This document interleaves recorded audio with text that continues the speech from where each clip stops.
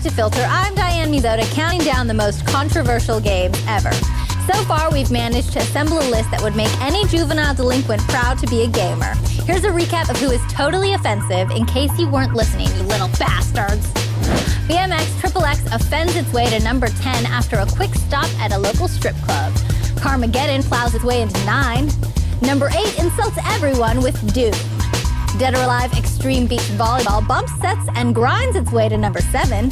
Number 6 is that son of a conquers Bad Fur Day.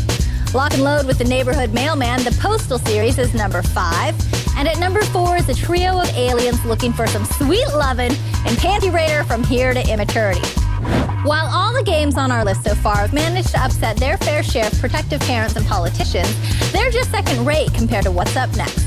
When Rockstar first announced Manhunt, it was shrouded in secrecy. All that was shown were some grainy-ass videos and full screenshots, kind of like the Paris Hilton video. When the game was finally released, gamers were treated with one of the darkest and grittiest games ever made. Manhunt kills at number 3.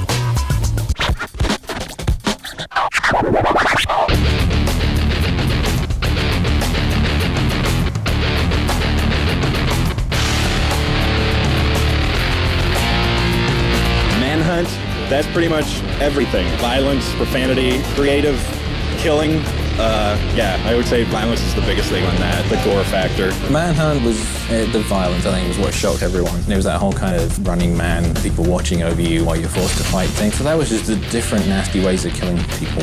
I didn't think Manhunt was that controversial, that they were really basing the controversy aspect to sell games when they didn't really need to. The gameplay was really solid, really good. Bottom line is the violence, and basically come up with the most creative and graphic ways to use certain objects to eviscerate people. Manhunt is a game in which you can kill someone with a plastic bag by putting it over their head and they're suffocating them, and apparently that's pretty controversial. I hear in the sequel you're going to be able to use a spork.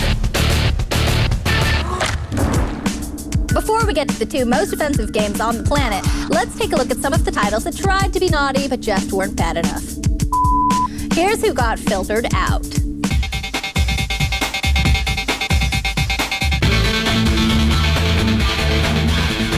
I'm really disappointed that Custer's Revenge didn't make the list. That was that old Atari 2600 game in which you could have your way with a Native American woman. Very horrible for the time.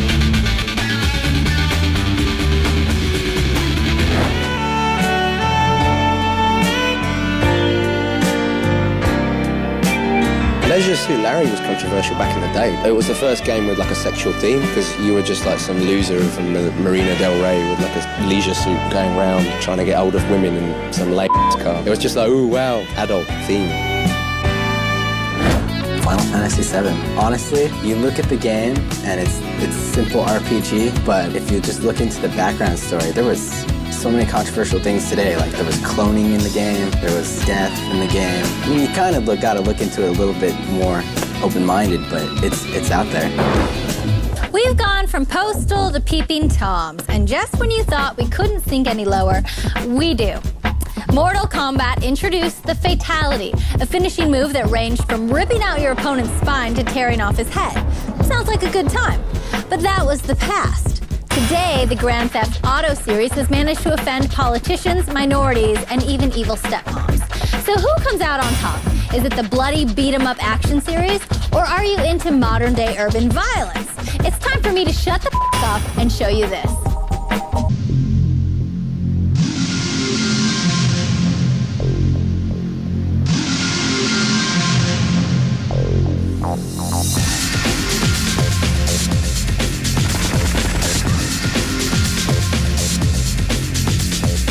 Grand Theft Auto is controversial for many, many reasons. The one that everyone is obsessed with is picking up a prostitute, having sex with her in your car, having her get out and then running her over and taking the money back.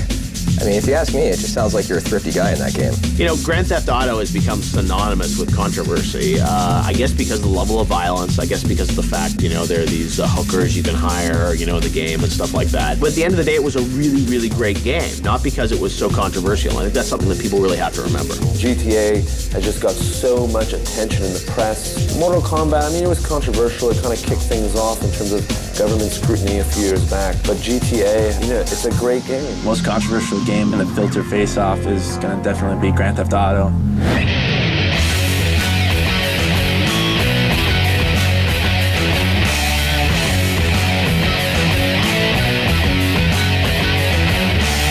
Mortal Kombat was controversial because it was a game that introduced fatalities to the fighting genre. You could pull out someone's spine. It was all done in fun, but for some people it was seen as much too violent and much too controversial. I think for its day, actually, Mortal Kombat was probably a more controversial game than Grand Theft Auto. Grand Theft Auto got a lot of attention, mostly because it was such a great game and everyone was talking about it. And Mortal Kombat was a great game too, but I mean, that inspired congressional hearings. Joseph Lieberman was giving speeches about how violent it was and stuff like that. And that was by far the more controversial game. I think it was just in a time when a lot of people didn't know a lot about video games. So the mainstream media, they really picked up on that and they really just sort of started talking about it. And, you know, it was a controversial game and in some ways much more controversial than Grand Theft Auto back in the day. The polls are closed, the votes are counted, and the most controversial game of all time is the Grand Theft Auto series. That's right.